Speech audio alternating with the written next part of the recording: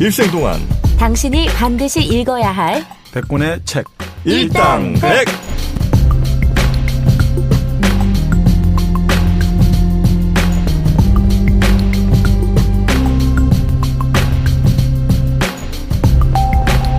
일생 동안 당신이 반드시 읽어야 될 100권의 책 일당백 31번째 책 토마스 쿤의 과학혁명의 구조 저희가 읽고 있습니다. 이제 2부가 시작됐는데 네.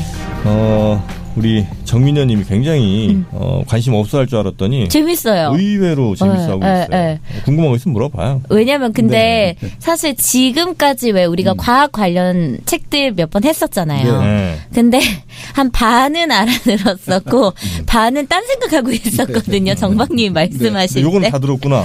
요거는 되게 재밌어요. 그래. 좋아. 그러면 우리 정민여 님의 궁금증 하나 풀어보고 넘어가도록 하겠습니다. 네, 제가 오늘 1부에서 이제 듣다가 궁금한 게 우리가 아까 아리스토텔레스에서 갈릴레오로 바뀌면서 패러다임이 확 바뀌었다고 말씀하셨잖아요. 그런 것처럼 어떤 패러다임이 지금까지 있었는지 그게 좀 궁금해요.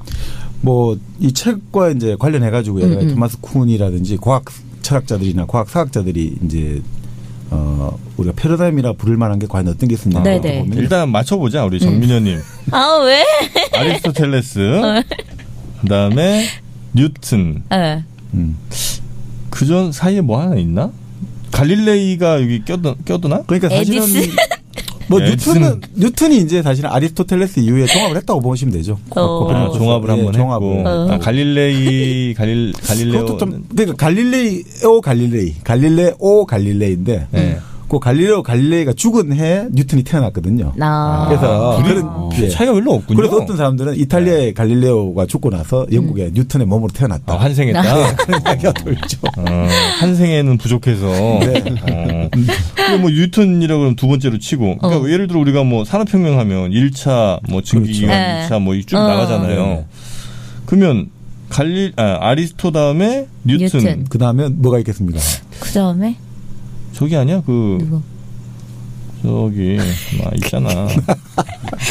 뭐 어디? 아인슈타인. 아인슈타인. 네. 오. 맞아요? 네네. 셋이 끝이에요? 아니 근데 이제 그 아인슈타인 다음에 또 양자역학 패러다임. 양자역학? 네, 저기 그 아저씨 돌아가신. 양자역학. 보어라든지 그리고 우리 하이젠베르크라든지. 하이젠베르크 독일 사람이죠. 네, 맞습니다. 일단 다 돌아가셨죠? 그렇죠. 다행이다. 그리고 요즘 뭐 돌아가셨잖아요. 영국에 시간의 화살, 시간의 역사 썼던 호킹. 근데 호킹은 뭐 여러 가지 좀 과학을 좀 대중화시켰다. 아주 대중적으로 현대 물리학을 블랙홀 개념이라든지 특이 뭐 그 점이 있지 않습니까? 그 개념들 그걸로 이제 많이 유명했죠. 그러면 그게 좀 기간이 좀 짧아지고 있네, 그죠? 아리스토에서 뉴턴까지 근한. 그러네요. 진짜 그렇게 보시면. 20년 가까이 되다가. 예리했네. 아인슈타인에서 양자역학. 그러니까 양자역학도 거의 패러다임이 바뀌었을 만한. 네, 완전히 뭐 이거 달라지지 않습니까? 예를 들어가지고 우리가 운동을 하면 그 뉴턴이라든지 아인슈타인에서는 뭐 그렇죠. 살 빠지죠. 근데 양자역학에서는 이거 자체가 확률적으로 존재한다. 네? 위치라든지 이런 거를 확정할 수가 없다고 보잖아요. 우리가 어떤 거를 어떤 입자가 운동하는 거를 운동한다든지 어떤 예측을 하려면 뭘 들여다봐야 되잖아요. 전자현미경으로. 근데 전자현미경 들여다볼 때 그 행위 자체가 그 입자에 영향을 주기 때문에 그런 우리가 우스갯소리 있지 않습니까? 위치를 정하려고 하면 어떤 속도를 그거 할 수밖에 없고 속도를 또 예측하면 위치를 정할 수 없기 때문에 그 물체의 어떤 이런 향후 어떤 뭐라고 해야 될까요? 어떤 존재라든지 어떤 이동에 대한 것들 확률적으로밖에 말할 수 없으니까 확정할 수가 없다고. 그래서 정답은 없는 거구나. 불확정성. 뭐 그런 식으로 이제 통속적으로 이해가 되고 있는 거죠. 그건 약간 케이오스 쪽 아닙니까? 카오스 이론은 로렌츠라는 사람이 기상학자가 이제 한 거죠. 그러니까 초기 조건에 조그만 변수가 나도 나중에 어마어마한 이제 그거랑 좀 다른가요? 그건 나대요. 아까 딱 거기까지가 좋았는데. 아니 그 슈레딩거의 고양이. 그게 이제 얘도 고양이 키워. 나 고양이 싫어해. 싫어해? 왜? 저 고양이 키우고 싶거든요. 할 거면 정민이의 고양이라든지. 뭐라고요? 슈 무슨? 슈레딩거. 그게 뭐예요? 그 싸가지 없는 고양이 있어요. 맨날 독일 고양이에요? 집 사고 괴롭히는 고양이. 그 슈레딩거의 고양이 혹시 모르시는 분들이 계실 수 있으니까 우리 네. 마도님이 한번 설명을 멋들어지게 한번 해주시죠. 잘 아는 게 아니고 아까 양자역학 얘기 나오셨 이제 관찰을 하면 나오셨기가 뭐예요? 나왔기. 네? 아이고 32,300원 말로 이기려고 하지 말고요. 32,300원 계산 나오셨습니다. 이건 뭐가 달라? 요가할 때 호흡하실게요. 아무튼 그 뭐지? 당황하셨어. 네. 슈레딩거의 고양이. 네, 그러니까 전자를 아까 관찰하시려고 하면 전자가 이 위치에 있다 저 위치에 있다 위치가 막 바뀐다고 하셨던 거예요. 슈레딩거 고양이도 네. 그러니까 얘를 죽었는지 살았는지 열어보면 죽어있고 네, 그런 식으로 이제 닫혀 있으면 살아있고 이게 두 가지 확률적으로 존재한다. 공존한다. 그러니까 이게 뭐 우리가 상식적으로는 좀 이해가 안 되는 현상들이 미시 세계에서 관찰을 하면 많이 달라진다는 그러더라고요. 그러니까 예를 들어 어떤 야구 선수가 야공을 던지는데 우리가 속도를 재야 되지 않습니까? 잴 수 있잖아요. 스피드건을 가지고. 네. 근데 우리가 스피드건을 딱 그 야공이 되는 순간 예를 들어 공이 갑자기 휙 어디로 위로 올라가고 아래로 꺼지기도 하고 이렇게 그거 자체가 영향을 주기 때문에 어떻게 할 수가 없다는 거죠. 네. 미시 세계에서 아주 그 설립자들 세계에서. 뭐 그러니까 이게 우리가 흔히 생각하는 물체라든지 네. 물질이라는 개념을 완전히 생각을 바꾸게 만들잖아요. 우리는 물질이라는 것은 그렇네. 어떤 하나의 어떤 위치를 점하고 있고 그죠. 네, 이렇게 네. 생각하는데 네. 이거 뭐 어떻게 그게 확률적으로 존재한다는 게 저도 사실은 이해를 잘 못하겠는데 이게 사실 지금 원자라는 개념도 그러니까 네. 뭐 어떻게 보면 이 패러다임 개념을 적용하면 이렇게 보죠. 처음에 원자는 우리 예전에 고대 그리스의 원자 학파들 있지 않습니까? 그때는 원자가 어떻습니까? 더 이상 쪼개질 수 없는 최소 단위. 요게 원자로 부르자 이렇게 했잖아요. 근데 그렇게 하다가 현미경도 나오고 전자현미경 나오고 여러 가지 실험을 하고 여러 가지 이론적인 관찰을 하다 보니까 그런 것들이 존재하지 않고 원자가 그렇게 쪼개질 수 있는 게 아니라 쪼개질 수 없다고 생각했는데 그 원자라는 것 안에 원자 핵이 있고 전자가 있다. 근데 처음에는 어떻게 했냐면 일종의 그 건포도라고 생각했어요. 원자 핵이 있고 그 안에 전자가 건포도처럼 박혀 있다. 건포도 얘기하지 마세요. 우리 저 정민이가 굉장히 예민해요. 건포도 쪽에. 그렇게 이제 상이 하나 만드셨다가 네. 그 다음에 세 번째는 뭐냐면 원자가 핵이 있고 네. 그 다음에 전자가 이게 떠돌아다닌다는 거죠. 궤도를 떠돌아다닌다. 그렇게 하다가 지금은 어떻게 하냐면 원자가 있고 원자 핵이 있고 전자가 일종의 구름처럼 둘러싸고 있는 거죠. 그래서 확률적으로 존재한다는 거죠. 전자가 궤도를 막 이렇게 돌아가는 게 아니라 이 원자 핵이 있으면 일종의 구름처럼 이렇게 이 존재할 확률이 그렇게 떠다니고 있다 이죠. 예전에는 어떤 궤도를 일정하게 돌고 있다 생각했는데 그게 아니고. 그러니까 태양과 네. 뭐 무슨 수성 그렇게 공정처럼 생각하잖아요. 이렇게 네. 도는 걸로 알고 있었는데 네. 지금은 또 그게 구름처럼 이제 원자핵은 딱 있고 전자라는 게 그 구름에 있다가 여기 있다가 툭 위로 올라가기도 하고 자리를 전이하는 거죠. 그게 참 개념이 이해가 잘 안 되는 거죠. 어려워 지금도. 진짜. 근데 요즘은 그게 한 발음 더 나아가지고 요즘은 원자 이론이라고 봤잖아요. 외계인이 오면 지구를 찾아올 때 당신들이 내세울 이론이 뭐가 있냐 이러면 생물학자들은 진화론을 내세우고 물리학자들은 원자론을 내세운다 했거든요. 이 원자가 어떤 해도 뭐 예를 들어 원자 핵이 있고 그럼 그 핵 주변을 전자가 돌아다니고 있다. 이거는 전자가 하여튼 확률적으로 돌아다니든 뭐든 이거는 뭐 몇백만 년, 몇천만 년이 지나도 바뀔 수 없는 사실 아니냐 했는데 요즘은 또 이 원자론 말고 우리가 흔히 말하는 물리학에서 물질의 가장 기본 구성 단위를 끈 이론이라는 게 있거든요. 끈이요? 네, 스트링. 끈. 구두끈 할 때처럼. 끈. 이 끈이 뭐 이렇게 닫혀 있는 끈. 그냥 이렇게 원처럼 연결되어 있는 게 있고 열려 있는 끈. 그쵸. 이게 이런 끈들이 가장 물질을 구성하는 기본 단위가 된다. 그런 우리가 뭐 촉끈 이론 해가지고 끈이라고도 하고 그 끈들이 막 진동을 해가지고 이 진동수에 따라가지고 결국 물질들의 어떤 이런 것들이 입자들이 만들어지고 이 모든 삼다만상이 만들어진다. 그 끈이 안 하고 일본에서 현이라고 불러요. 진동을 하니까. 네. 그러니까 끈, 현, 스트링이라고 하죠. 그게 있고 또 요즘은 브레인 해가지고 막 이론도 있거든요. 그러니까 다 내세우네 아주. 그렇죠. 그러니까 이게 사실은 뭐라고 우리가 계속해서 바뀌고 있으니까. 건포도 이후로 지금 귀에 잘 안 들어요. 건포도만 지금 계속 둥둥 떠다니고 있지. 대체할 만한 뭔가 필요해. 건자두라든지. 그 옛날에 리처드 도킨스의 책에 이슬람 이제 신자들이 테러를 그 뭡니까 지하드 승전을 할 때 죽음을 불사하는 이유가 그 하늘에 가면 72명의 천재가 거기서 나왔죠. 그게 뭐 나중에 천재가 아니라 사실은 건포도였다. 뭐 이런 식으로 오역이었다. 이런 그때 우리가 나왔죠. 건포도 얘기 그만해. 방송을 못 하겠어. 그럴 의도가 우리 정박님께는 없었다는 거. 이게 더 나빠. 의도 없이 하는 사람들. 건포도.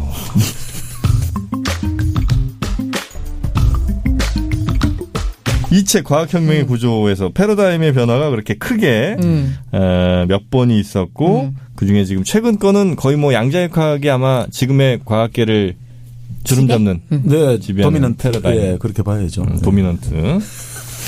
거기 이제 지배하다는 뜻이야. 아 그래요? 룰이랑 좀 비슷하다고 생각이 될까요?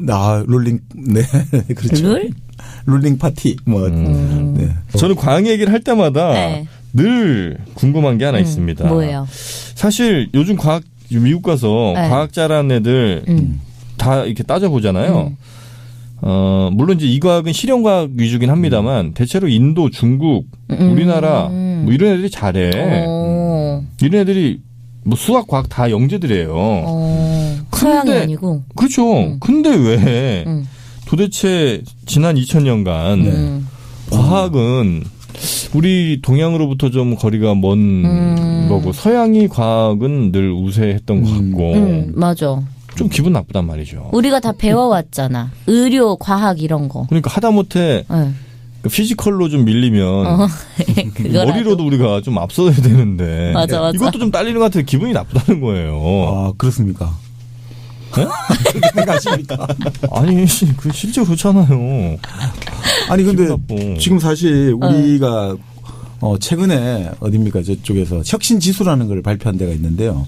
과학 어떤 네. 연구라든지 이런 활동 혁신 지수인데 우리가 최근 5년간 전 세계 1위를 차지했거든요. 우리가요? 네. 왜 근데 전혀 모르겠지? 뭘 혁신했어 우리가? 근데 진짜 혁신 지수가 전 세계 네. 1위예요. 그러니까 우리가 생각보다 사람들이 지난 5년간? 예, 최근 5년간 박근혜 정부 때? 네.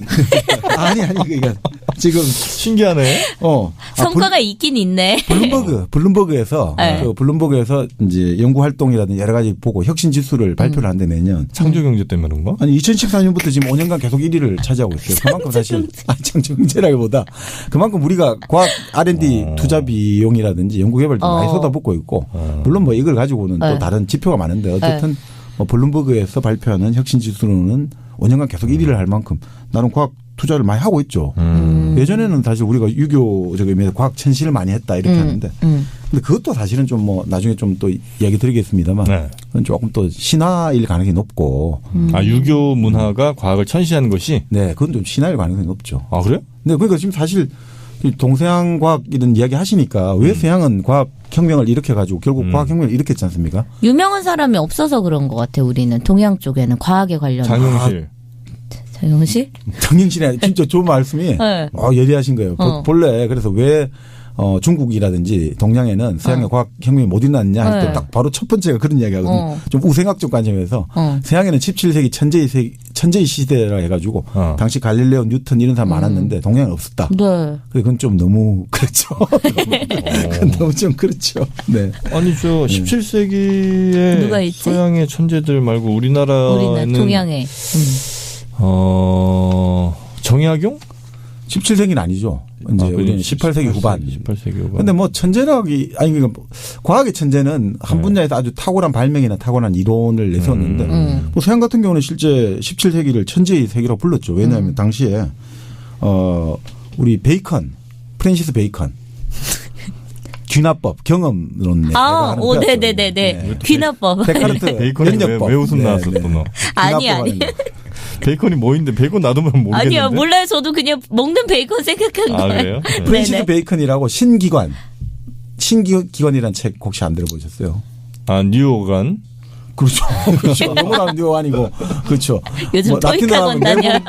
내붐 오르가눔 해가지고 그런 신기관 했는데 바로 아리스토텔레스가 기관이라는 책을 쓴 걸 빗대가지고 그런 방식 안 한다 이거지. 이제 자기가 새로운 방식, 과학적 방식. 그 귀납법은 학교 다닐 때 들어봤던 것 같아요. 그렇죠. 인덕션이라는 하나하나의 어떤 경험적인 관찰을 통해서 뭐 A 장미가 붉다, B 장미도 붉다, C 장미도 붉다. 그러니까 장미는 붉다. 맞아. 그거였어. 밤낮의 사실이었다는 그 흔히 말하는 인덕션이라고 해요. 그 반대가 이제 이 연역법. 디덕션이라고 하죠. 네. 모든 사람은 죽는다? 네. 뭐 철수는 사람이다. 그러면 철수는 죽을 것이다. 뭐 이런 게 이제 연역이 되는 거죠. 거기에 리덕션 그다음에 디덕션이 연역. 인덕션은 귀납. 인덕션은 가스레인지. 주방에 있는 거 아니에요? 인듀스. 예. 인듀스에 나온 인덕션. 네, 그렇죠. 전기비 많이 나와. 네. 그 바로 프렌치 베이컨. 이제 그런 어떤 과학의 어떤 혁명을 일으킨 사람들이 많았는데 물론 베이컨 조금 더 앞에 살았는데 그 정말 뭐 서양에는 많았죠. 합의. 피가 순환한다. 혈액 순환설. 그런 것도 있어요. 혈액이 순환한다라고 생각해요. 합의라는 영국. 합의 와인스타인? 그런 합의란 미술을 이끌어낸 사람이고. 그래. 합의가 혈액이 그럼 그 전까지는 순환한다는 사실을 몰랐어요? 혈액이 생산돼가지고 말단에서 소비되고 끝난다고 봤죠. 진짜. 그때는 그렇게 봤죠. 심장에서 혈액이 만들어져가지고 말출 우리 모세혈관 가서 이제 끝 그걸로 갔댔죠. 돌아온다는 개념을 설명을 못했죠. 우리 허준 선생은 이미 알고 있었을 것 같은데 기가 순환한다. 그렇죠. 동양에서는 순환의 어떤 이런 게 있습니다. 그런데 합의가 이걸 이게 한 게 관찰을 어떻게 살아있는 사람 관찰할 수 없잖아요. 그 수학적으로 설명해낸 거예요. 수학적으로? 왜냐하면 동물을 관찰해 보니까 동물이 그러면 하루에 소비하는 피의 양이 있잖아요. 그걸 만약에 그러면 이게 소비하고 그게 끝난다고 생각하면 이 인간이 이거 만들어낼 수가 없다. 그 양을. 그래서 결국 혈액은 돌고 돈다. 이걸 수학적으로 보여준 거죠. 그것도 그러면 생각으로 그러니까 생각으로 결국은 그렇게 볼 수 있죠. 수학적인 이제 수학은 이제 연역의 세계니까 관념을 갖고 먼저 이걸 해서 보여준 거죠. 이 책. 그런 다음에 그게 실험적으로 나중에 증명이 된 거고. 또 있어요? 17세기? 아니 그러니까 뭐 갈릴레이라든지 그리고 고전의 앞에 사람이지만 케플러라든지 데카르트라든지 파스칼 뭐 정말 보일, 뉴턴, 라이프니츠 모든 사람들이 17세기예요? 네, 그 17세기를 과학의 세기라 부르는 거죠, 사실은. 천재의 시대이고. 그래서 이런 어떤 근대 과학 혁명의 시기가 1543년에 코페르니쿠스의 지동설부터 시작해가지고 1687년에 뉴턴이 프린키피아 거기서 이제 흔히 말하는 우리가 만유인력 이제 법칙이 나오고 여기서 이제 대단원을 내렸다. 이게 완전 과학 혁명의 초기였던. 그리고 그 전까지는 서양이나 동양이나 비슷했나요? 그러니까 말 그대로 오히려 우리가 이제 그 조지프 니덤이라는 사람이 있거든요. 영국의 케임브리지의 과학사 교수인데. 조지픈? 조지프 니덤. 조지프 윤 할 때처럼. 조지프. 뭐라고 들으십니까? 네. 정박님이 이제 화이트보드를 하나 갖다 드려서 쓰면서 하는 걸로. 그렇게 강의를 해야겠습니다. 나중에. 아니요, 그게 매력이에요. 조지픈. 네, 그 리듬이라고 그 중국의 과학과 문명이라는 아주 기념비적인 저서를 냈는데 이 책에 보면 우리가 보통 다 지금까지 그렇게 생각해요. 과학은 서양 사람들이 주장하는 게 우리 그리스의 자연 철학에서 유래한 거다. 그러니까 이게는 우리 거다. 이 동양은 과학이 없다. 이렇게 했는데 이 리듬이 이 책을 가지고 쫙 다 보여준 거예요. 이 책이 아주 방대한 책인데 정말 이 중국의 과학 수준이라는 게 어마어마했다. 그런 걸 보여주면서 중국도 얼마든지 이 발전한 어떤 과학 체계를 갖고 있었고 이걸 보여준 거죠. 근데 왜 멈췄어요? 그러니까 그게 이제 결국 사람들이 천재가 없어서. 그러니까 그게 이제 그런 지론을 먼저 하는 게 이제 서양 사람들 위주로 생각할 때는 자 우리는 서양은 17세기, 16세기 이렇게 경과하면서 어마어마하게 많은 천재들이 튀어나왔다. 근데 중국에서는 천재가 없었다. 이렇게 하니까 이건 너무 좀 우생학 좀 합리적이지 않잖아요. 그래서 어떤 사람들은 또 다른 설명을 하는 거죠. 기하학이 발달하지 않았다. 기하, 지오메트리. 그 기하가 있어야지 이 추상적인 어떤 사고가 되는데 관념의 사고가 되고 이게 발전을 못하고 중국은 현실적인 상업적인 대수. 방정식은 송나라 원나라 때 세계 최고 수준이었거든요. 방정식을 푸는 거는. 네. 그러니까 그 X값 구하는 거는 이미 송나라 때 원나라 세계 최고 그때 완성이 다 됐는데 그래. 서양보다 훨씬 앞섰는데 뭔가 이렇게 도형 그려갖고 그림 짜맞추고 하는 게 발달이 안 됐었던 거군요. 그렇죠. 그래서 어떤 사람들은 그런 이야기 하거든요. 중국이 방정식도 잘하고 특히 천문학, 천체 관측은 서양에 따라갈 수가 없었고 또 기술. 우리 뭐 근대 중요한 세 가지 발명품 있잖아요. 화약이라든지 뭐 화약, 나침판이라든지 뭐 이런 모든 것들이 다 인쇄술, 제주술 전부 다 중국에서 만들지 않았냐. 그러니까 중국에서 유럽에 간 중요한 기술만 250까지 넘는다는 거죠. 그만큼 중국이 사실은 기술과 과학에 보고했다는 거죠. 그런데 왜 지금 안 됐냐. 아주 예리하게 지금 말씀하신데. 나야. 잘했어요. 나야 나. 그 자연에 대한 그런 가설을 수학하는 게 없었다는 거죠. 수학화 이런 게 약했다는 거지. 지금 아까 지오메트리가 발전 안 해가지고 좀 추상화시키는 게 약했고 또 지속적인 실험들. 이 실험 문화가 약했다. 이런 것들이 결국은 많은 좋은 기술과 이런 것들을 발명을 하고 발견했지만 결국 근대적인 과학혁명을 이루지 못한 거는 그거 아니냐. 뭐 이렇게 보는 사람도 있고요. 뭐 어떤 사람들은 또 하나님의 관념이 없어서 그렇다. 이건 뭔 소리예요? 그러니까 일신교 하나님의 이 만든 네. 세계를 네. 우리가 파헤쳐야 된다. 이런 생각을 하고 과학 활동을 하는 것하고 네. 항상 이 세계는 그냥 돌아간다라고 생각하고 자연은 항상 정당화한다 이거죠. 여기는 본래 그런 거야. 자연. 스스로 자자 그를 연자. 스스로 그를 하니까. 동양은 좀 그런 네. 사상이 있죠. 그냥 네. 우리는 현상 유지를 하고 이 관계를 하면 되는 거지. 이거를 뭐 파헤쳐 가지고 이 원리를 안다 이런 것보다는 그냥 이게 잘 돌아가면 되는 거 아니냐 관계. 이런 것도 하는 사람이 있고. 제가 볼 때는 15세기, 16세기 그 대항해 시대에 돈이 전 세계에 있는 돈이 다 유럽으로 빨려 들어가면서 네. 그 넘쳐나는 돈으로 쓸데없는 짓을 막 한 거야. 실험하고 막. 이것저것 실험하고 돈 넘쳐나니까. 그러다 보니까 뭐가 이렇게 나온 게 아닌가. 저는 그렇게 봅니다. 근데 그 넘쳐나온 돈들은 중국으로 많이 빨려 들어갔거든요. 그 전까지 되게 날카로웠는데. 아니, 맞는 말씀인데 중국으로 많이 빨려갔거든요. 왜냐하면 중국의 본차이나 도자기라든지 차를 많이 사야 되니까 그 향료, 향신료를 사야 되니까 저 아메리카 대륙에서 원주민 몇 천만을 죽이고 이제 수탈한 은을 중국에 다 갖다 바치는. 그래서 중국이 어마어마하게 잘 살았잖아요. 19세기 초반까지. 전 세계 모든 부가 중국으로 다 몰렸거든요. 근데 지금 그 말씀도 일리는 있습니다. 유럽에 그게 많이 들어오다 보니까 그리고 유럽은 제일 그게 다 국경이 조밀조밀하지 않습니까? 네. 한 군데 무슨 변화가 일어나면 금방 전파가 되잖아요. 그리고 전쟁을 해야 되니까 어떻습니까? 한쪽에서 과학기술이 발전해가 새로운 무기가 만들어지면 여기가 가만히 경쟁을 하는구나. 으름으름하다가 다 죽어버리잖아요. 그러니까 계속해서 촉각을 곤두세우고 실험을 하고 경쟁을 하니까 이게 사실은 그러니까 항상 서양 사람들은 유럽 사람들 유러피안 정신이라고 하죠. 폴 발레리가 했는데 최대한을 원한다는 거죠.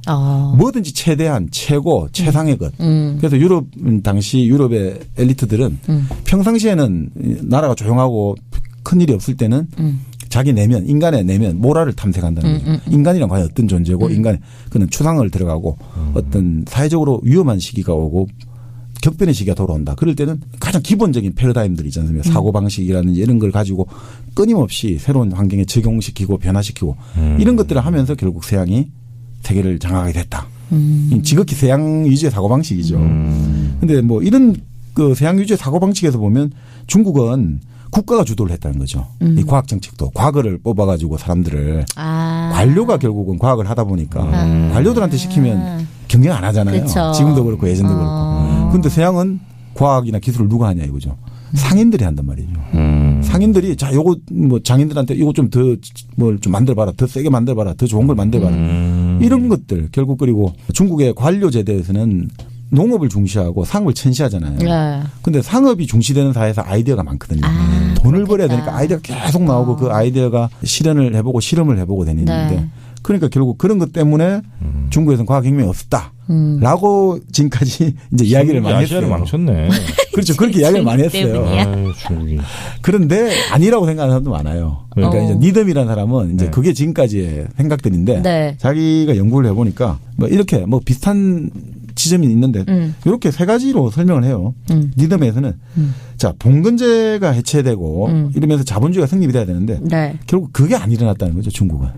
자본주의가 없어서. 중국에서는 왕 중심의 중앙 집권제가 예전부터 일찍부터 발전해 있다 보니까 이런 어떤 유럽에서는 봉건 영주들이 개별적으로 또 쪼개져 있고 왕권들이 약하고 그 사회에서 경쟁이 일어나가지고 그런데 결국 절대 왕정이 가다가 결국 불효자 혁명이 일어나가지고 자본주의가 성장했지 않습니까? 그런데 중국은 끝까지 계속 왕이 황제가 계속해서 가는 채도 여기서 결국 자본주의가 성립을 안 하면서 결국 변화가 안 일어났다. 그러니까 과학에서 근본적인 변화가 일어나기 힘들었다. 이렇게 보기도 하고 두 번째로 바로 그건데 결국 상업에 대한 반감이 있으니까 부자라든지 이런 흔히 말하는 부르자지 계급이 성장하기가 힘들었다. 자꾸 억누르잖아요. 중국에서도 그런 이야기 있거든요. 18세기, 19세기까지 중국 청나라에 가장 큰 부자가 있었는데 죽을 때는 배가 고파가지고 굶어 죽은 사람이 나와요. 다 뺏어갔어요? 네. 그러니까 결국은 뭐 자기가 망한 것도 있고. 근데 그 사람 같은 경우는 자기 뭐 홍등이라는 영화처럼 자기 첩이 거의 황제보다 더 많았다고 하거든요.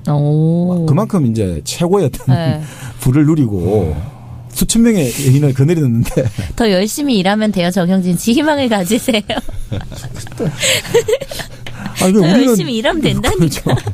아니 우리는 지금 뭐 삼성이라든지 재벌들이 망하지기는 쉽지 않잖아요. 아니 그쵸. 회사는 망하더라도 개인은 안 망하잖아요. 그렇죠. 근데 그 당시 서양도 마찬가지거든요. 서양도 이미 우리가 로스차일드 가문 보듯이 국가가 달라져도 그 부가 만들어지고 보존이 되는데 중국 같은 경우는 제가 볼 때 19세기, 18세기 고까지 왔는데도 그렇게 최고의 부를 가진 사람조차도 마지막에 굶어 죽었다. 물론 뭐 그거는 여러 가지 이유가 있을 수 있습니다만 네. 결국 그거에 시사하는 바는 이 부 자체가 관료 계급을 움직이고 흔들어내기가 쉽지 않았다라는 걸 보여주지 않느냐 이런 생각도 들거든요. 그리고 이제 학문적인 측면에서 보면 이 사람은 리덤은 결국 학자의 수학을 하는 사람들은 학문하는 학자잖아요. 네. 그리고 그런 것들이 장인 우리가 기술자겠죠. 이 실험하고 결합이 돼야지 과학기술혁명이 일어나는데 결국 결합이 안 되고 따로따로 놀았다는 거죠. 결국 그런 것들이 중국에서는 과학혁명이 일어나지 못한 이유 아니냐라고 설명하는 거죠.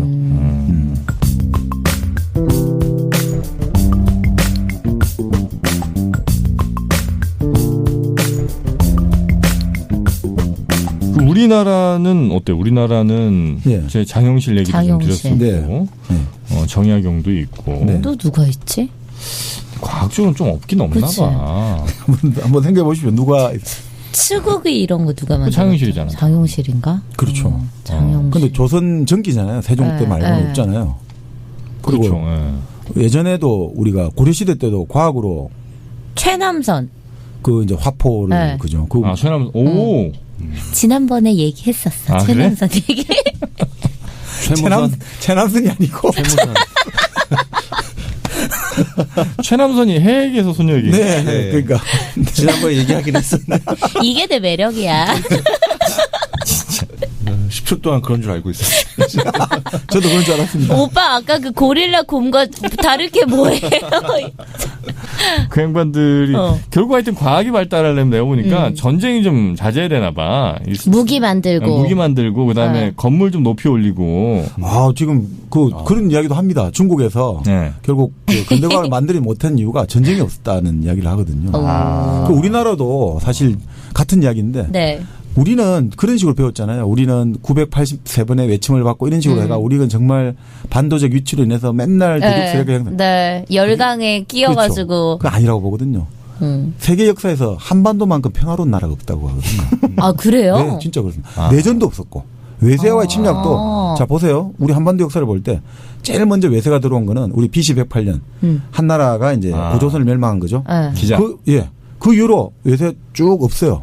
침략이 없어요. 그러다가 7세기 당나라가 수나라 당나라가 고구려를 침략하고 그리고 이제 삼국 통일 전쟁 그거는 통일 전쟁을 하면서 결국 겪게 되는 그때 이제 여기가 일본도 와서 백강 전투를 벌이고 당나라군도 와서 이제 우리가 황산벌 전투라든지 여러 가지 전투를 하지 않습니까? 자, 그 이후로 또 전쟁이 없어요. 없어요. 그러다 쭉 가다가 13세기 몽골 때 한 60년 이제 전쟁을 했죠. 또 없어요. 쭉 가요. 쭉 가다가 언제 16세기 임진왜란. 몇백 년씩이 조용해요, 사실은. 그다음 임진왜란하고 나서 그다음 임진왜란 병자로 한 다음에 1894년 청일전쟁이 우리나라 터지기 전까지 또 300년간 또 조용해요. 이렇게 외세와의 장기 전쟁이 없는 나라가 세계적으로 이런 지역이 없어요. 아, 그래요? 지금 몰랐네. 그리고 어느 나라든지 내전을 벌이잖아요. 우리는 엄청 피해국인 줄 네. 알았는데. 그렇죠. 어느 나라는 내전을 벌이는데 네. 일본 같은 경우는 센코쿠 시대 해가지고 일본의 도요토미 히데요시가 일본 전국을 통일하기 전까지 또 전쟁을 엄청 하거든요. 중국도 예전에 우리 삼국지 하듯이 한 나라가 멸망하고 새로운 이제 정말 5, 16국 시대가 300년이 가요. 300년 동안 싸움밖에 안 해요. 그전에 또 춘추전국 시대가 500년간 싸움하고 이런 내전을 거치는데 우리 내전도 별로 없어요. 삼국 통일할 때 조금 하고 호남 경남 내전하자. 내전이 없잖아요. 죽고 죽이가 에이 뭐그 정도 그러니까 실제로 내전이 없어요. 그러니까 우리가 제일 지금 힘든 가장 장기적으로 지금 오래가는 시기가 북한과의 그러니까 실제 7세기 때 우리가 이제 수나라 당나라부터 시작해가지고 삼국 통일까지가 한 80년 갔잖아요. 네. 그때가 한 80년 가까이 갔거든요. 네. 그때가 한반도 전쟁이 계속 전쟁 시대가 한 80년 갔고 그다음 제일 간 게 바로 19세기 말 1894년 청일 전쟁부터 지금까지 계속 우리가 힘들고 있는 거죠. 그게 지금 100년 넘어간 거예요. 그 이 100년이 이 그러니까 지금이 사실 한반도 역사에서 가장 경제적으로 풍요롭다고 하지만 전체 역사에 보면 고난의 시대예요. 1894년부터 지금 엄청나게 많이 죽었거든요. 청일전쟁, 노일전쟁, 일제강점기, 2차 대전 거치고 내전이 한국전쟁 벌이고 그리고 끊임없이 서로 지금 휴전 상태잖아요. 계속해서 서로 치고받고 지금 핵까지 오고. 근데 아이러니하게 지금 제일 잘 살고 있는 거군요. 그렇죠. 그래서 본래 사람은 그런 이야기예요. 고난과 실행 때 가진 능력을 가장 잘 발휘한다. 그게 맞는 거죠. 민족도 그렇고. 우리가 이제 민방위 훈련 가잖아요. 그러면 늘 그 영상 자료를 틀어주는데 네. 단골로 나오는 게 있어요. 뭐예요? 우리 한민족. 이게 성우 목소리 딱 이 톤이야. 우리 한민족은 지난 뭐 3,000년간 총 900 몇십 몇 번의 외세 침략으로부터 스스로를 지켜내며 이게 맨날 나와요. 지겨워 죽겠어 아주. 967번인가? 바꿔야 돼. 네. 근데 그게 사실은 굉장히 평화로웠던. 자, 지금 유럽 맨날 전쟁했죠. 유럽은 지금 유럽에서 가장 전쟁이 없는 시기는 2차 세계대전 이후 지금까지 전쟁이 없잖아요. 그나마. 가장 평화로운 시기예요. 거기 맨날 싸우지 거기는. 거기는 진짜 싸움 많이 해요. 진짜 전쟁을 100년 전쟁, 십자군 전쟁, 맞아. 그리고 30년 전쟁 계속 싸움밖에 안 하거든요. 그리고 보불 전쟁, 나폴레옹 전쟁 허구한 날 싸움밖에 없어요. 그러니까 우린 외세 침략이라는 거의 기준이 저 국경 쪽에서 어디 뭐 여진족들이 잠깐 이게 요새 하나 침략해갖고 뭐 좀 쌀 몇 푸대 가져가고 이런 걸 다 체크한 거야. 아 진짜. 그러니까 1000번이 나오지. 변방에서 다툼들. 네, 변방에서 이렇게 뭐 돌 던지다가 서로 이렇게 막 감정 싸움하고 이런 것까지 다 체크한 거야. 아니 물론 뭐 우리가 임난 때 막 노예로 끌려가고 호란 때 끌려가고 그거 맞는데 그거 맞는데 이제 세계 여러 나라하고 비교를 해보면 우리 지금 대표적인 저 나라 있잖아요. 이스라엘 그 지역들 중동 보수 거기는 2000년간 그렇죠. 2500년간 싸움하잖아요 지금. 허군날 싸움이에요. 유럽도 허군날 싸움이고. 거기에 비할 때 정말 평화로운 곳이구나. 평화로운 한반도네. 평화로운 땅인데 여기서 한번 전쟁이 나면 세계 지도가 바뀌는 거예요. 왜냐하면 자 우리 7세기 때 그 바로 삼국통일 전쟁으로 어떤 결과가 났습니까? 수나라가 멸망해 버렸어요. 고구려를 침해하다 멸망해 가지고 중국 대륙의 패권이 바뀌어 버려요. 그리고 당나라 같은 경우도 결국 어떻게 됩니까? 결국 이 전쟁을 거치면서 더 이상은 한반도에 대해서 전쟁을 절대 안 해요. 안 들어와요. 여기 잘못 들으면 다 죽어나가니까. 안 들어와요. 한쪽은 절대 전쟁은 이제 더 이상 안 들어와요. 전쟁 들어오면 박살이 나니까. 그리고 일본 같은 경우는 어떻습니까? 절대 이제 한반도 쪽하고 이제 차단되면서 원한을 쌓아가는 거죠. 한반도 쪽에서 항상. 이런 식의 어떤 동아시아 패권이 완전히 그려져 버리는 거예요. 한 나라가 바뀌고 중국 대륙의 패권이 바뀌어 버리고. 함부로 건들면 안 되는. 네, 또 임진왜란 때 어떻게 됩니까? 결국 명나라 망해버리잖아요. 또 청나라가 완전히 새로운 패권이 바뀌는 거예요. 그래서 지금도 마찬가지인 거예요. 동아시아 질서가 한국 전쟁도 저번에 한번 말씀드렸습니다만 한국 전쟁이 왜 중요하냐면 이게 잘못되면 세계 패권이 바뀌어버리기 때문에 여기가 어마어마한 한번 전쟁 나면 여기는 세계가 난리가 나기 때문에 그 지금도 핵 문제라는 게 뭐 전 세계적으로 중요한 이슈가 네, 평지 돌출에 갑자기 핵 문제 튀어나온 게 아니라 본래 역사 속에서 한반도의 어떤 이 위치나 역할이 정말 세계사적 동아시아의 어떤 판도를 바꾸기 때문에 상당히 이게 중요합니다. 그래서 한국 과학 어떠냐고요? 네. 우리나라 과학. 뭐가 없나 봐. 그러니까 저렇게 주저리 얘기하시는 거지. 아니 그러니까 우리는 이런 패러다임을 가지고 있다 이거죠. 개뿔 없다고 얘기하기 민망하니까 지금 굳이 좋은 거 막 찾아가지고. 만 원짜리 지표 보면 나오잖아요. 뭐야? 앞에 세종대왕 얼굴 있고 지국이 뒤에 회식에. 아니 혼천이. 그게 뭐예요? 별 위치 관측하고 천문 관측하는 기계. 그다음에 천문도 그리 있잖아요. 별자리 그림 그리 있지 않습니까? 그거 딱 있잖아요. 우리가. 그게 뭐냐면 그 당시 우리 세종 때가 과학기술 전성기다. 너무 그치. 전성기가 일찍 찾아왔다 이거죠. 너무 전성기가. 그렇잖아요. 나라 만든 지 한 30년 만에 전성기가 찾아왔다. 정신승리야. 정신승리. 자, 우리가 그렇게 알고 있을 겁니다. 지금 이런 식으로. 아까 지금 우리나라 과학 비하하시는 겁니까, 정영진 씨? 제가 했나요? 네. 그래서 이렇게 가다가 세종대 전성기를 맞아갔는데 그 이후로 장영실도 그런 이야기 하죠. 노비 출신의 장영실을 인력 관리로 면천을 시켜주고 정말 양반을 만들어주고 관리로 해주고 정말 세종이 이렇게 인재를 등용했는데 그래도 과학이 발전하다가 전통이 쇠퇴해가지고 결국 우리가 임진왜란과 병자호란을 겪은 거는 결국 그 과학기술 천시에서 그렇고 결국 다시 한번 그래도 반짝 17세기에 서구과학을 좀 받아들여가지고 실학자들이 받아들여서 영정교육도 뭐 좀 하려고 우리 정약용 거중기도 만들고 하려다가 제대로 꽃을 피우지 못하고 쇠퇴를 하게 돼서 1876년 일제에서 우리 강제 개항을 당하면서 백지 상태였다 그 당시가. 그래서 결국 나라가 망했다. 결국 과학기술이 제대로 안 돼서 우리 조선이 망했다. 나라 망했다. 이게 지금까지 우리가 알고 있는 패턴이잖아요. 네. 그러니까 여기에 대해서 서울대 이제 문중량 교수님이라고 이분이 전혀 다르게 한번 접근을 하거든요. 이거는 그냥 하나의 어떤 그래서 우리가 아까 말씀대로 우리가 900 몇십 번의 해침을 네. 당했지만 우리는 끈질긴 민족 이렇게 말하는 것 같고 이러면서 사실상 이게 제대로 한번 보자. 그러면 알고 보면 자기가 보기에는 하나의 가설이지만 끊임없이 지속적으로 발전해 왔다고 자기는 생각한다. 과학이요? 네, 조선시대에. 그러니까 이제 구체적인 우리 하대가 있어야 될 거 아닙니까? 대표적으로 이렇게 말을 해요. 세종 때 아주 발전한 게 맞죠. 칠정산이라는 당시 역법 있잖아요. 전체 운행이라는 게 아주 중요하다고 했지 않습니까? 근데 우리가 참 좀 부끄러운 이야기인데 력이란 말을 쓰지는 못해요. 우리가 새로운 역법 할 때 력이란 네. 말을 써야 돼요. 왜요? 력이란 말은 황제, 중국의 천자들이 붙이는 거고 우리는 제후국이기 때문에 사대를 해야 되잖아요. 그럴 때는 산, 계산할 때 우리 산자를 붙여야 되는 거예요. 그러니까 칠정역이란 말을 못 쓰고 칠정산이란 말을 붙이는데 아니 그거 상당히 정확해요. 근데 이제 후대 와서 계산이 조금 이론적으로는 발전 좀 못한 게 있지만 실질적으로는 계속 실천적인 관측 기술이라든 이런 건 많이 발전했다고 하거든요. 그러니까 그때 발전했고 그다음에 네. 그 이후로 네, 그러니까 계속 그 칠정산에 바탕해가지고 네. 계속 발전해 온 거죠. 그게 하나의 조선시대 내내. 네. 그리고 그것들이 나중에 칠정산에 쌓인 어떤 관측 오차들이 쌓이지 않습니까? 그래서 한 번씩 역법을 바꿔야 되는데 그 나중에 이제 시연역이라고 서양식 역법이 중국을 통해서 여기 들어올 때 당시 나름의 어떤 엘리트들이 그걸 빨리 받아들이고 빨리 소화를 하려고 해요. 그러니까 성공적으로 빨리 정착도 하고 그러니까 전혀 그렇게 꽉 막혀 있지 않았다. 이걸 보여주고요. 또 마찬가지로 자경루 이런 거 갖고 욕을 많이 하잖아요. 장영실 때 이 자경루라는 게 물시계잖아요. 네. 아날로그를 가지고 기계를 만들어 가지고 시간이 되면 우리 그 뻐꾸기 나오듯이 그 시계를 알려주는 거거든요. 그 디지털 15 하듯이. 근데 결국 장영실 이후에 이게 유명무실해지지 않았냐. 뭐 그래서 그거 가지고 좀 이제 말들은 많은데 우리가 보니까 이론적 차원은 그렇게 발전이 못해도 실용적인 차원에서는 발전을 계속 해왔다. 그렇게 뭐 이론의 어떤 뛰어난 그러니까 장영실 말고 생각난 사람은 없는데. 맞네요. 없어. 아니 그러니까 이런 건 있죠. 황우석 박사.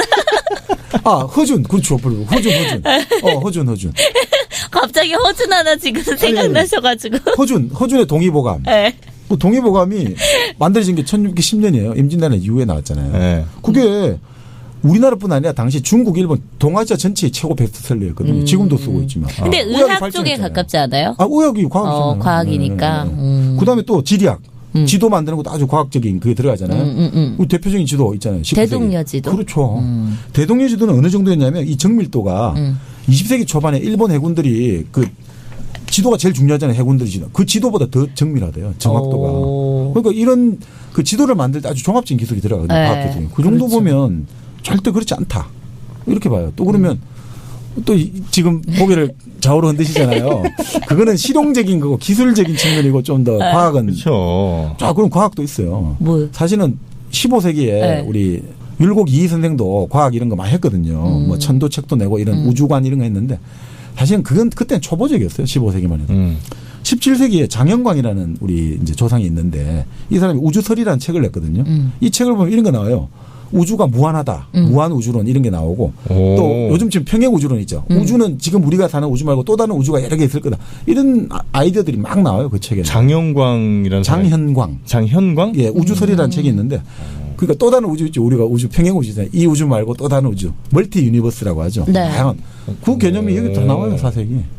그리고 18세기 후반에 홍대영은 지구가 자전한다는 거를 기의 어떤 이론을 가지고 기가 뜨고 내리고 이걸 가지고 지구가 돈다라는 것들 나름대로 증명을 해요. 그런 아이디어들을 계속 내는 거죠. 근데 왜 유명해지지가 않았을까? 아니 그게 그거는 이제 유명하죠 사실은. 홍대영이라는 사람은 유명하고. 모르는 거구나. 그건 교과서가 이제 홍대광은 아는데. 홍대광.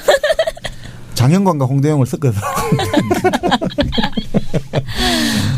하여튼 뭐 알겠습니다. 근데 그 과학적인 발전이 별로 이렇게 써 결실을 맺지 못했던 게 아닌가. 아쉬움. 네, 좀 남네요. 네. 그러니까 이게 결국은 우리가 이제 춘원 이강수가 그 혹시 무정이라는 최초의 근대소설 마지막에 혹시 기억나세요? 네, 친일파죠, 친일파. 이광수. 그렇죠. 마지막 말 뭐지? 아니 마지막 무정의 마지막 장면 보면 예, 삼낭진에서 이제 수재가 나가지고 물 난리가 나가지고 이 사람들이 그러니까 형식이라는 주인공하고 그 예전에 자기 영채라는 자기 기생 애인 네? 그러니까 자기가 이제 선영이라는 선영이?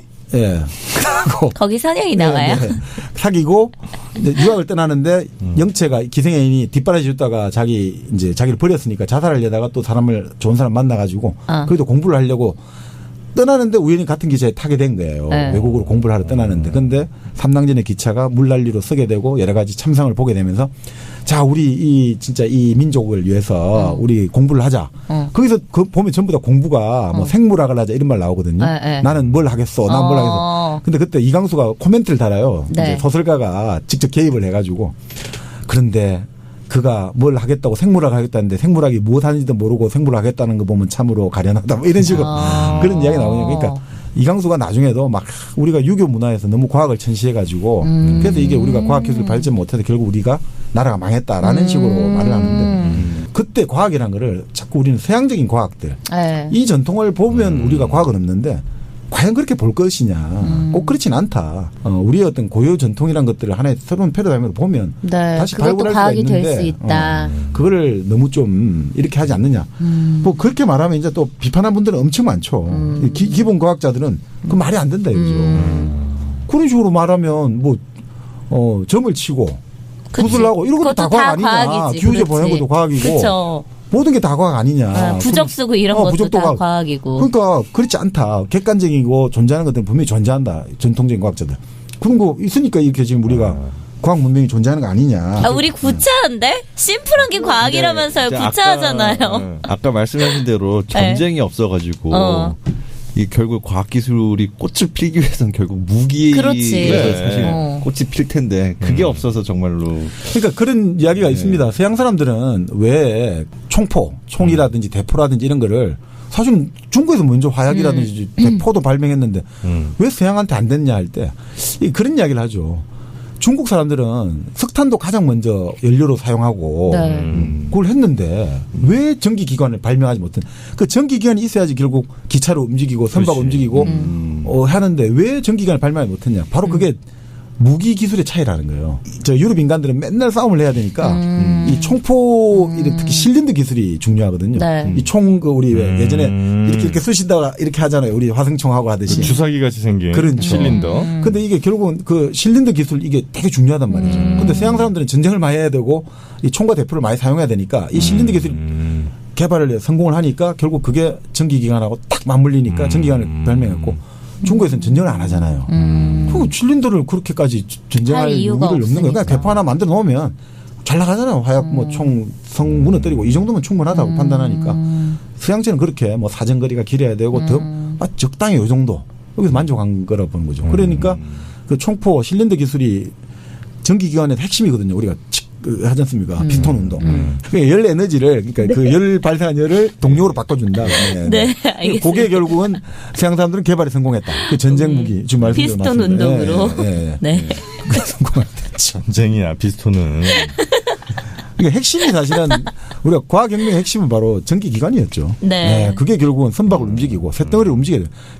열차를 움직이고 그게 바로 결국 핵심이니까. 그게 결국은 모든 것들을 바꿔놓은 거죠. 전쟁이 없는 게 제일 큰 이유였던 것 같아요. 아무리 봐도. 전쟁을 좀 우리 조상님도 좀 죄송하지만 좀 자주 하셨어야 돼. 아니 그러니까 지금 보면요. 우리가 생각하는 서양과 중국을 생각해 볼 때 서양의 어떤 영웅들이라든지 서양의 황제들은 전쟁 왕들이에요. 알렉산더 대왕, 나폴레옹, 맞아. 이 전쟁을 하는 사람을 자기들은 왕으로. 뭐 샤를마누 대왕 해가 뭐 카이사르, 카이사르. 뭔가 전쟁을 하고 이런 거를 좋아하거든요. 그런 사람이 왕이고 영웅인데 동양에서는 태평성대를 이루어 다스리는 거예요. 왕제는. 그 요순시대 때 그게 이상적이잖아요. 왕이 누군지 몰라야지 좋은 정치라고. 이게 완전히 달라요. 우리 개념이. 네. 이제라도 전쟁을 일으켜. 북한이 지금 열심히만 핵 폐기하면 안 되는 거죠. 그러면.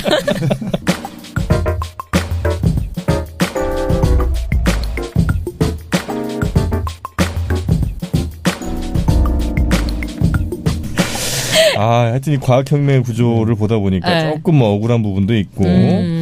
근데 이제 다만 아쉬운 건 지금 일부의 그 패러다임만한 그런 좀 센 거 하나가 좀 안 나오고 있어요. 멘트 같은 거. 그러니까 이제 사실은 이 과학혁명 구조에서 가장 패러다임이란 말과 같이 오히려 어떻게 보면 학자들 사이에서는 가장 논쟁이 됐던 개념이 바로 공약 불가능성이라는 용어거든요. 공약 불가능성? 네, incommensurability.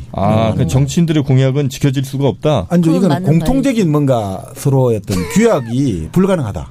통약 불가능하다. 서로 통하는 게 안 된다. 무슨 말이에요? 공약 우리가 생각하는 공약은 그런 공약밖에 없으니까. 747 공약 불가능성 뭐 이런 거. 아니요. 그러니까 이제 예를 들어 가지고 우리가 여기서 이제 이 책을 보면 아인슈타인하고 그 뉴턴하고 나오거든요. 네. 그러면 그 아인슈타인 개념하고 뉴턴 개념하고는 완전히 다르다는 거죠. 같은 이름을 가지더라도 완전히 다르다. 그러니까 서로 비교할 수가 없다는 거죠. 네, 무슨 말이냐면 자, 우리가 어떤 사람들은 그렇게 보잖아요. 상대성 이론은 결국 뉴턴의 어떤 생각들을 포함하고 있다. 뉴턴이 설명하지 못하는 것을 설명하고 있다.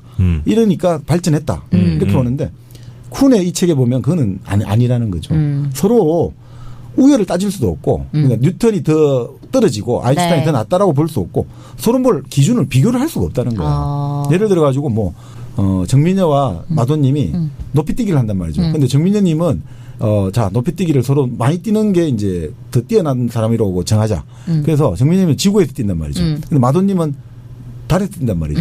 그러면 다른 중력이 없으니까 달에서는 예를 들면 뭐 6배 뛰고 뛰잖아요. 여기는 한 1m 뛰고.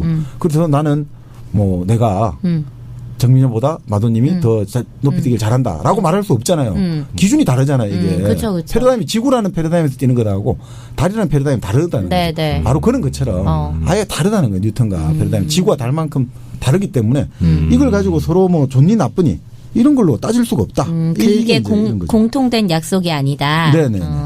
그렇게 이제 하는 것들을 우리가 그 incommensurability 해가지고 그런 말을 씁니다. 공약 불가능성. 그러니까 하나의 단일 기준으로 우열과 비교 판단을 할 수 없다. 이렇게 보는 거죠. 이게 중요한 개념인가 보죠, 이 책에서? 그러면 결국 이게 뭐가 되냐면 과학자들이 우리가 생각하는 거는 지금까지 누적적으로 진보를 한다고 했는데 진보가 아니라는 거잖아요. 리모델링이 아니라 거니까. 새로 재건축이라는 아예 다 싹쓸이 철거해버리고 재건축하는 거던 거죠. 그리고 과학관 자체가 완전히 달라지게 되고 결국 이래 되면 이게 과학은 진보하는가?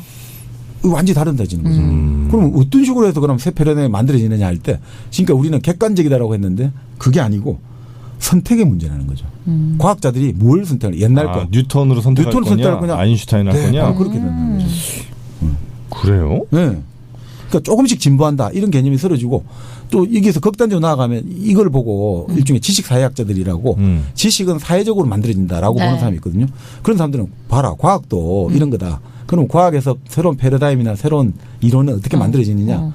그거는 뭐 실험을 하고 서로 이게 좀 더 진리에 가까운 이런 게 아니고 과학자들 사이에 딜을 통해서 이루어진다. 협상을 정치네 통해서. 정치. 그렇죠. 이것도 정치판이네. 그렇게 이제 설정을 하는 거죠. 그러니까 야 이게 말이 되냐. 우열을 못 따지고 그러니까 이제 이거에 관해 가지고 비판하는 사람도 많죠. 그럼 말이 안 된다. 이게 뭐 선택이 좀 어렵다라는 건 이해가 간다. 내가 뉴턴과 아인슈타인 중에 선택이 안 되는 건 이해가 가는데 그렇다고 해서 이거 완전히 무슨 공략 불가능한 이거는 말이 안 되는 거다. 뉴턴으로 뭐 거시세계는 뉴턴의 법칙이 여전히 유효하고 또 미시세계 우리가 눈으로 못 보는 아주 작은 세계는 또 다른 패러다임 보면 되는 거지. 그걸 가지고 무슨 뭐 공략이 서로 아예 불가능하다. 이거는 좀 말이 되지 않지 않느냐. 이런 생각을 하는 사람도 있고요. 근데 이거를 또 지지하는 사람들은 개종하는 거 생각해봐라 이거죠. 아니면 보수에서 진보로 바뀌는 거 생각해봐라 이거죠. 새로운 패러다임 받아들이는 거는 완전히 다 바뀌는 것이다. 인간관계도 완전히 단절되고 새로 완전히 바뀌듯이. 양립할 수 없는 네, 양립할 수 그렇죠. 거기 말하는데 여기 양립 불가능성으로 나와요. 그 말이 나와요. 어떻게 내가 3인자 할까요? 정영진 씨. 그 아이들도 자라다 보면 예를 들면 뽀로로를 보다가 카봇을 보는 시기가 옵니다. 그렇죠. 그러면 뽀로로 플러스 카봇이 되는 게 아니라 뽀로로는 지워져요. 그래, 맞아. 카봇으로 완전히 패러다임이 바뀝니다. 그렇네. 고작 든 게 지금 애들 만화영화입니까? 아니, 아주 중요한 겁니다. 좀 있어 보이는 거 뭐 없습니까? 이해가 쏙 들어오잖아요. 여자를 만날 때도 네, 여자 전문가시니까 새로운 여자를 만나게 되면 그 전에 여자에서 조금 더 발전되는 게 아니에요. 전혀 다른 스타일? 전혀 다른 걸로 대체가 되는 겁니다. 전 여자보다 요만큼 난 여자를 선택하는 게 아니라 완전히 이전 여자와 완전히 다른 새로운 여자 하나를 옆에 두게 되는 거죠. 그게 이제 패러다임이 변합니다. 그 말과 비슷한 게 바로 이제 프랑스의 이제 과학 철학자 가스통 바슐라라는 사람이 가스통 나왔어 또. 가스통 할배야. 그렇네. 가스통 바슐라. 그 인식론적 단절이라는 말을 써요. 인식론적 단절. 그러니까 말 그대로 어떤 사람이 우리가 생각할 때 어떤 사람이 쭉 계속해서 생각이나 사상이 쭉 이어져 가는 게 아니라 어느 순간에 갑자기 옛날에 자기하고 완전히 끊어져 버린 거예요. 그럴 때가 있어. 네. 바로 그런 인식론적 단절을 하는데 지금 말씀한 거하고 똑같죠. 취향도 완전히 단절되듯이. 대우각성할 때가 와요. 그렇죠. 그렇구나. 돈을 한다는 거죠. 완전 갑자기 확 이게 깨달음이 브랜드가 와가지고 지금까지 모든 삶과 작별을 구하는 거죠. 그러니까 사실은 이게 주장해 보면 그럴 때도 한 게 그럼 패러다임을 새로운 경쟁할 때 그냥 서로 토론을 해보고 이게 더 좋은 게 많으면 들어주지 않느냐는데 그렇게 안 된단 말이죠. 과학의 역사를 보면 이 패러다임 전환을 이룰 때 새로운 패러다임을 추구하는 사람들을 박해를 하는 거예요. 쫓아내버리고 연구팀에서 쫓아도 내가지고 이런 것도 경우도 많아요. 사실은. 과학자들 사이에서 예전에 어떤 연구를 하는데 마음에 안 들잖아요. 그럼 너 나가라. 아니면 그럼에도 불구하고 하고 싶으면 결국 쫓아내고 연구비를 못 받으니까 어떻게 합니까? 저번에 노벨상을 받은 그 연구자인데 자기가 아주 중요한 역할을 했는데 이 사람이 그 팀이 쫓겨난 거예요. 그래서 이 사람이 1시간에 $2 받고 1시간에 $5인가 뭐 10달러도 안 되는 돈 받고 1시간 $10인가요? 15달러 받고. 왜 자꾸 올라가? 왜 $2 시작했고 나중에 15까지 올라갔어. 아니, 지금 말을 하다 생각해보니까 미국도 최저임금 비슷한 게 있을 것 같은데 그래서 $15는 된 것 같아요. 그래서 저분도 지금 많이 힘드셔요. 스쿨버스 운전기사를 하시더라고요. 근데 그 사람이 계속 연구팀에 있었으면 노벨상을 받았는데 이 사람은 그 팀에 쫓겨나는 바람에 생각이 다르다는 이유로 그렇죠. 그 팀에서 그러니까 다른 팀에서 그 애초에 같이 이 사람하고 했던 팀에 결국 그 사람을 다시 데려갔다. 훈훈한 이야기는 있는데 그만큼 사실은 과학자들도 정치인처럼 박해를 하고 그렇구나. 서로 안 맞으면 그런 거 보면 이거 단절이 맞다. 단절하고 그 과정에서 사실은 이게 연속적으로 이어진다기보다 단절이 이루어지는 게 아닌가. 그래서 비교 불가능하다. 이런 이야기도 하는 거죠. 근데 그렇게 서로 싸우는 게 또 나쁜 것만은 아니에요. 이게 왜 과학자를 이렇게 좋은 것만 받아들이면 되지. 그렇게 서로 대립하고 싸우냐 이게 나쁠 거라 생각하는데 꼭 그렇지 않다는 거예요. 결과론적으로 보면 그렇게 서로 싸우는 과정에서 전혀 새로운 아이디어들이 튀어나오게 돼 있습니다. 네. 맞죠? 네, 맞습니다. 확인받고 싶어요. 별거 없네. 아니, 그래서 이제 어떤 사람들은 아니, 근데 이게 너무 그렇게 과격하게 볼 게 아니고 분명히 연속되는 측면도 있지 않습니까? 네. 그래서 이런 이야기를 해요. 토마스 쿤이라는 사람이 제가 그때 말씀드린 게 이론 물리학자를 했잖아요. 이론은 좀 그런 측면이 있다는 거죠. 완전히 단절된 측면이. 그런데 과학은 이론만 갖고 되는 게 아니고 실험도 있고 우리가 과학 기구도 있잖아요. 도구라든지 여러 가지. 자, 그런데 실험이라든지 이런 기구는 누적적으로 계속 발전되는 거잖아요. 그렇죠. 실험의 어떤 방법이라든지 실험 도구의 정밀성. 그렇네. 그러니까 현미경 계속 발전하는 거죠. 그게 뭐 갑자기 이거 다른 현미경을 쓸 수도 없는 거고. 그러니까 이론이 안 통해도 소통 가능하다는 거죠. 더하기 빼기 기호는 뭐 2000년 동안 똑같잖아. 그렇죠. 그래서 어떤 사람들은 그걸 이렇게 보자. 패러다임이란 말보다 스타일이란 말로 좀 바꾸면 어떻겠냐. 그러니까 여러 가지 스타일이 있지 않냐 이거죠. 학자들마다 과학자들도. 수학은 공리에서 시작하잖아요. 원의 뭐 삼각형의 내각의 합은 180도다. 라고 시작해갖고 여기부터 이제 이게 공리잖아요. 이거는 처음부터 필요 없는 증명 딱 그 자체로 존재하고 거기서부터 이제 쭉 우리가 문제를 풀지 않습니까? 네. 그럼 공리로 시작하는 게 있고 연역에서 시작하는 게 있고 처음부터 전제를 딱 깔고 아니면 유출을 하는 게 있고 실험을 해서 하는 게 있고 확률을 해보니까 확률적으로 이렇더라. 또 분류, 생물학은 분류도 하고 통계도 하고 여러 가지가 있잖아요. 그러니까 이런 스타일이 이제 새로운 스타일이 생길 때마다 논쟁은 일어나는데 뭐 스타일이 더 많아지는 게 아니냐. 뭐 말 그대로 패러다임이 하나가 딱 있다고 해서 그거냐. 여러 패러다임이 존재하는 거 아니냐. 그러면서 과학이 발전하는 거 아니냐. 그러니까 오히려 너무 그렇게 이거는 아예 서로 다르다. 이렇게 하나의 틀로 보려니까 논쟁이 나는 거지. 이게 근본적으로 축적적인 지식이 있다. 이렇게 이제 보는데, 근데 쿤은 그렇게 생각 안 해요. 이제 그럼에도 불구하고. 패러다임으로. 그러니까 사람들이 그런 이야기 하잖아요. 당신이 아무리 뭐라고 해도, 원자론 같이 원자 핵이 있고 전자가 하여튼 있다. 이거는 뭐 수천만 년, 수억 년, 우주의 끝에 가도 이건 변할 수 없는 진리 아니냐 하면, 쿤은 딱 한마디예요. 근데 그것도 패러다임이라고. 그것도 패러다임으로 바라보는 거다. 그러니까 어떻게 보면 쿤은 일종의 칸트의 생각을 이어받은 사람이죠. 네. 칸트가 그런 이야기를 했잖아요. 우리는 물 자체는 인식할 수가 없다. 예를 들어 신이라고 할 때 신 자체가 있는지 없는지조차도 우리는 인식할 수가 없다. 불가지론이라고 하잖아요. 왜냐하면 그 개념 자체를 우리가 어떤 언어라든지 이걸 통해서만 하는데 그렇죠. 그 언어를 초월하는 뭔가를 상정하고 이게 있니 없니라는 건 우리가 알 수가 있겠냐. 그러니까 아예 불가지론 이런 이야기 하는데 쿤도 그런 생각을 하는 거죠. 우리가 어떤 세상을 바라볼 때 전부 패러다임을 통해서 바라보기 때문에 자연을 그대로 우리가 보는 게 아니라는 거죠. 우리가 어떤 사물을 보고 이야기를 할 때 언어를 통해서 우리가 네. 인식을 하고 대화를 하고 여러 가지 관찰을 하니까 그 언어를 통해서 바라보듯이 우리는 패러다임을 통해서 자연을 바라보기 때문에 그런 의미에서 우리가 뭐 이게 영원불변한 진리 이런 거는 자기는 그것도 하나의 패러다임이다. 그렇게 말하는 거예요. 이제 더 바뀔 게 별로 없는 것 같아요. 제 느낌에. 네. 물론 이제 과학이 아주 그 서서히 실눈을 뜰 때부터 네. 지금 이제 많이 저는 이제 발전해 왔다고 생각을 하는데 그러면서 이제 새롭게 정말 눈을 뜰 때가 있죠. 한 번씩. 네. 예를 들면 뭐 지구가 중심인 줄 알았는데 지구가 태양 주위를 돌더라. 놀라운 발전이지. 놀라운 발견이고. 근데 그 이후로 뭐 어마어마하게 우리가 생각했던 뭐 예를 들어 불이 차갑더라. 뭐 이런 거는 안 나올 거라는 거죠, 저는. 그래서 이제 나올 거 거의 다 나오지 않았나. 근데 그것도 이제 패러다임이라고 본다는 거죠. 불이 차가운 것 자체도. 그래요? 그것도 패러다임으로 볼 수 있다는 거죠. 그래서 이제 사실은 그러면 여기서 그래서 쿤의 책을 과학 철학이라고 하거든요. 네. 그 과학 철학이라는 게 어려운 게 아니고 그러니까 과학을 하는 활동의 그 방법론이라든지 이런 것들이 네. 정말 어느 정도까지 우리가 흔히 말하는 객관적인지 그런 걸 한번 따져보는 여러 가지 인물인데 우리가 과학하면 항상 객관적 함정이라는데 실제 과학 철학에 보면 꼭 그렇지도 않거든요. 그런 것들을 가지고 이제 쿤은 패러다임을 통해 가지고 과학이라는 거는 이런 식으로 자기 보기에는 과학 활동이 이루어진다. 지금까지는 했던 사람들이 아까 말씀드린 귀납적 방법이라든지 네. 연역을 한다든지 또 하나가 반증을 하는 것들. 혹시 그 이야기 들어보시죠? 반증. 네. 과학과 과학 아닌 것의 차이는 뭐냐. 그 반증이 가능. 칼 포퍼가 말했잖아요. 반증 가능성.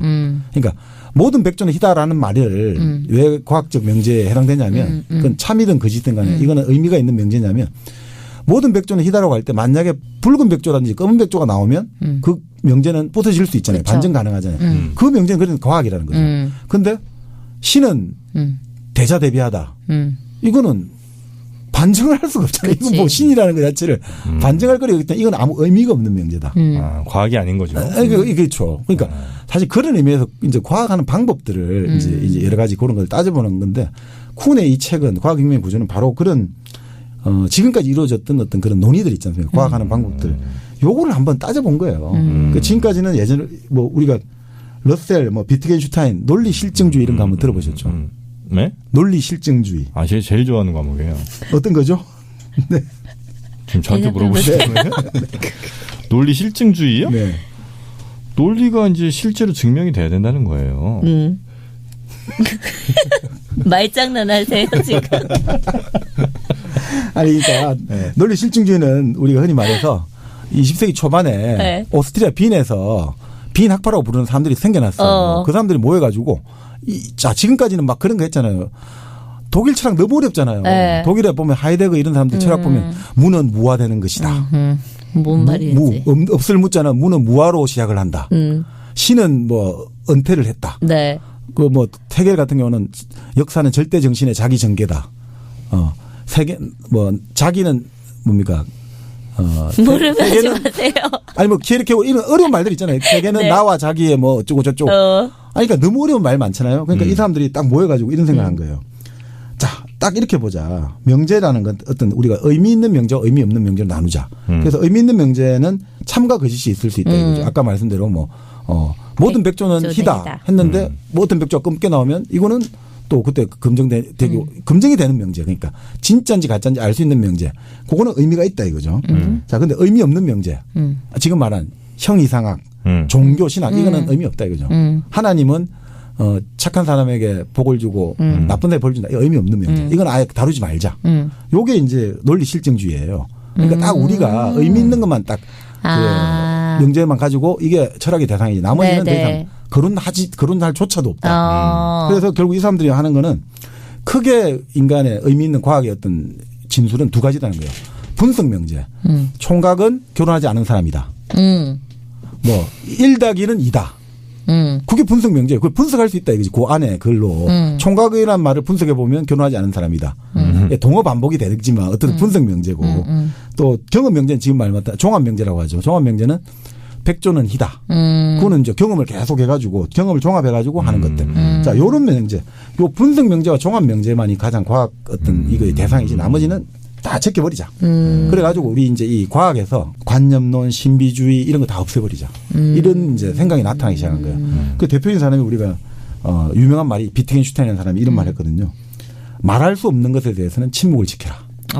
이게 그 말이거든요. 이제 되게 쓸데없는 소리 하지 마. 이제 학문 철학은 이제 딱 그냥 스톱. 딱 말할 수 없는 것은 셔트 마우스 이렇게 돼버린 거죠. 셔트 돼버린 거죠. 네. 자, 그게 사실은 이제 그 흐름들이 20세기 초반에 쫙 나온 거예요.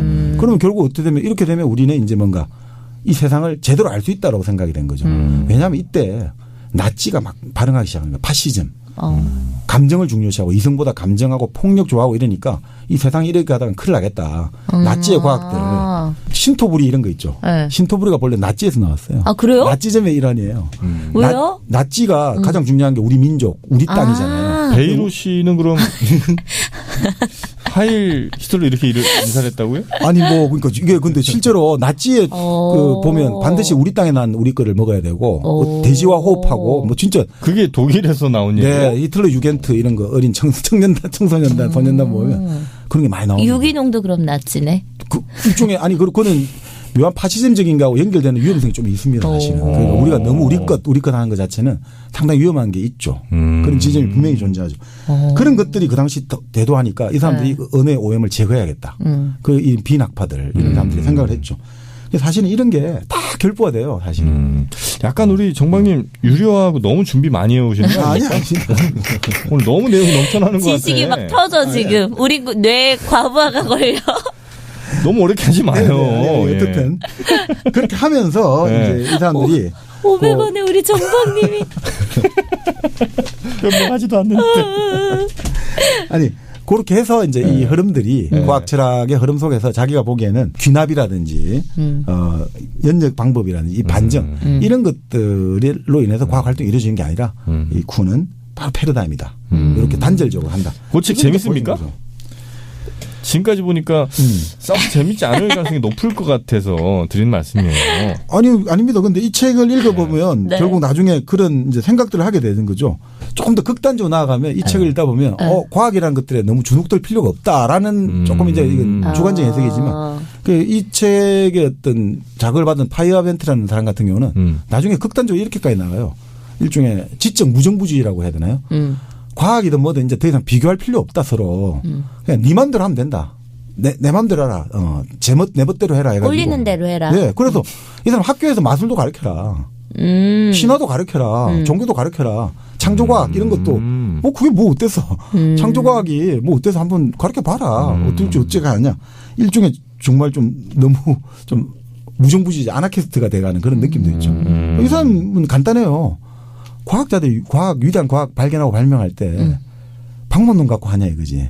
이것저것 지 마음대로 하다 보니 나온 거지. 뉴턴이 그거 만들 때 연역을 하고 귀납을 하고 이런 거 했겠냐 이거지. 그러니까 그런 거 안 하고도 얼마든지 좋은 거 만든다.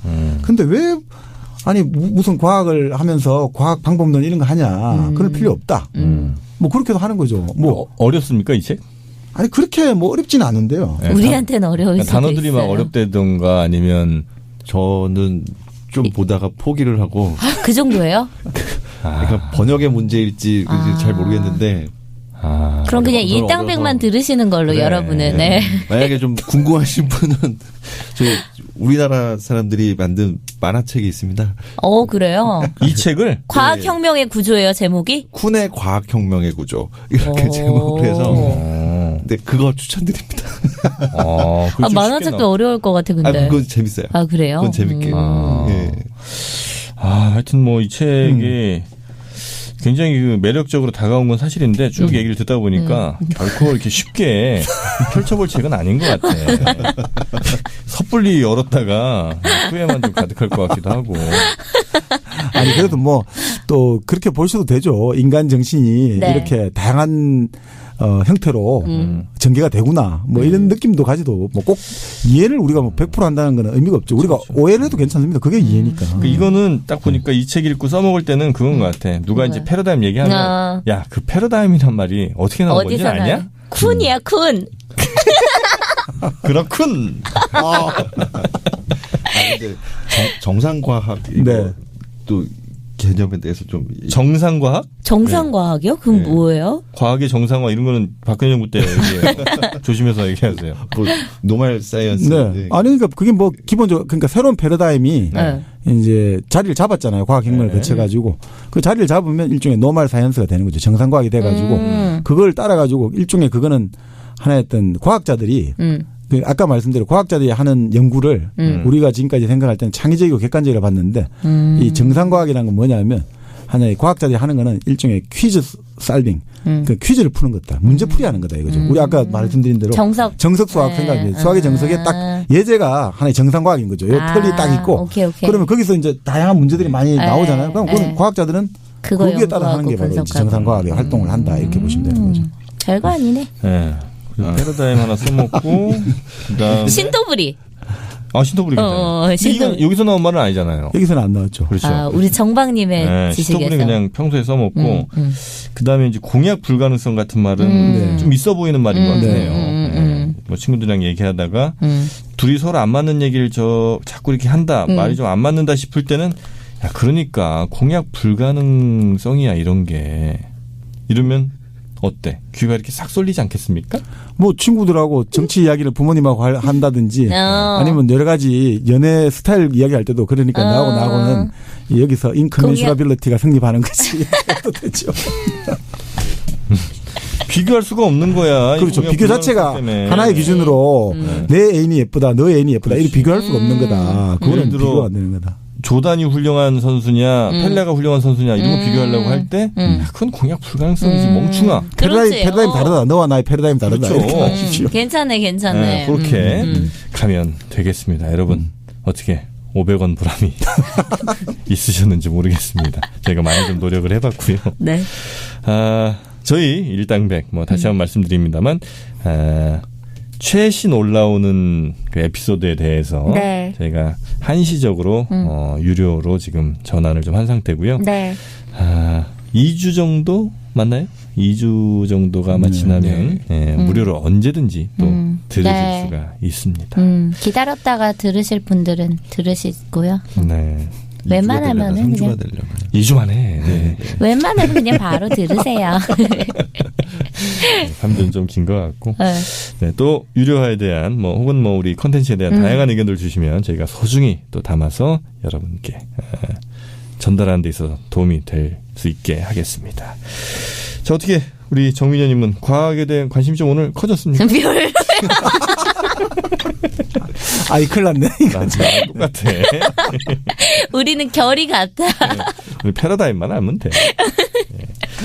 자, 오늘 31번째 책 토마스 쿤의 미국 사람이죠. 토마스 쿤의 과학혁명의 구조 이렇게 읽어봤고요. 저희는 다음 시간에 더 재미있는 책 들고 와서 또 소개해 올리도록 하겠습니다. 함께해 주신 여러분 고맙습니다. 고맙습니다.